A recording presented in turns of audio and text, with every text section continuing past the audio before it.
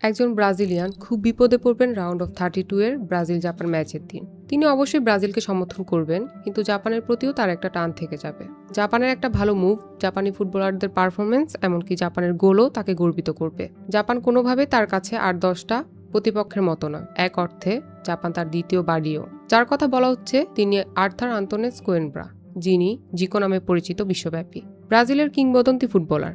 1982 বিশ্বকাপে সেই শৈল্পিক ব্রাজিলিয়ান দলের অন্যতম কারিগর।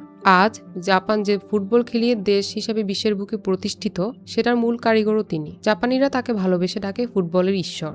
রাউন্ড অফ 32-এ ব্রাজিল বিপক্ষে জাপানের যে দলটি খেলবে সেটি জিকোর হাতে গড়া জাপানি ফুটবল কাঠামোতেই গড়ে ওঠা। সেই দলটি বিশ্বকাপ খেলছে জিকোরই ব্রাজিলের বিপক্ষে। এ যেন শিক্ষকের শেখানো জ্ঞান দিয়ে সেই শিক্ষকের সঙ্গেই টক্কর নেওয়া। জিকোর সঙ্গে জাপানি ফুটবলের সম্পর্কের গল্পটা বুঝতে আমাদের একটু পেছনে ফিরে যেতে হবে।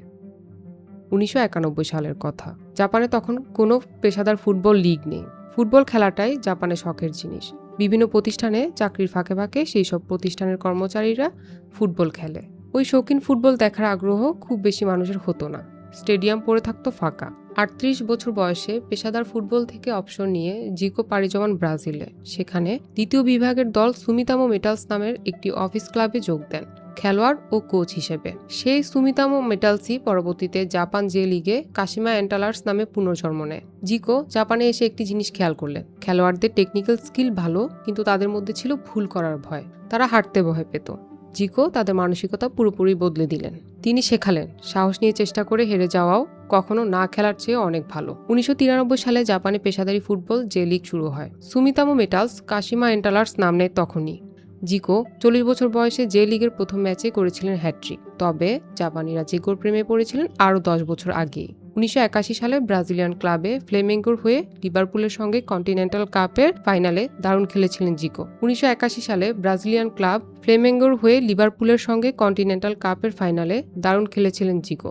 ম্যাচটি অনুষ্ঠিত হয়েছিল টোকিওতে। কাশিমা অ্যান্টালার্স জিকোর সংস্পর্শে এসেই হয়ে ওঠে পুরোপুরি পেশাদারি ফুটবল ক্লাব। এরপর খেলা ছেড়ে কোচও ছিলেন জিকো অ্যান্টালার্সের।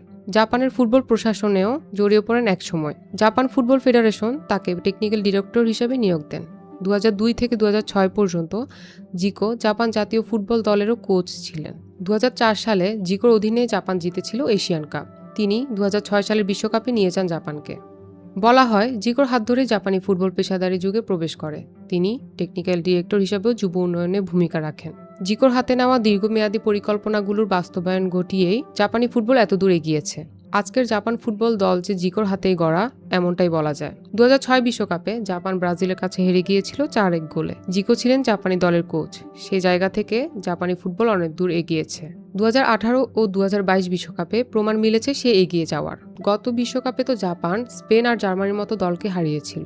2018 বিশ্বকাপে বেলজিয়ামের বিপক্ষে 2-0 গোলে এগিয়ে গিয়েও 3-2 গোলে হারাটা দেশটির ফুটবলের এক বড় ক্ষত। 2023 সালে এক আন্তর্জাতিক প্রীতি ম্যাচে প্রথমবারের মতো ব্রাজিলকে হারিয়েছিল জাপান। এবারে বিশ্বকাপে রাউন্ড অফ 32-এ জাপান যখন ব্রাজিলের বিপক্ষে মাঠে নামবে, তখন তাদের মধ্যে থাকবে ব্রাজিলকে হারানোর অনুপ্রেরণা। এই ম্যাচটি জাপানি ফুটবল উন্নয়নে জিকোর সে মহাপরিকল্পনা চূড়ান্ত পরীক্ষায় বলা যেতে পারে। 35 বছর আগে হাতে নেওয়া যে পরিকল্পনার উপর দাঁড়িয়ে জাপানের ফুটবল, সেটার কার্যকারিতা প্রমাণের মিশনও এটি। কিন্তু জাপান যদি ব্রাজিলকে হারিয়ে দেয়, তাহলে সেটা হবে এক ধরনের গুরুমারা বিদ্যার প্রয়োগ। জিকোর দেশ তাতে হেরে যাবে। জিকোর হয়তো মন খারাপ হবে, কিন্তু জিকো আবার আনন্দিত হবেন নিজের হাতে গড়া কাঠামোর সাফল্য দেখে। জিকোর কাছে জাপানের ফুটবলের যে অনেক ঋণ।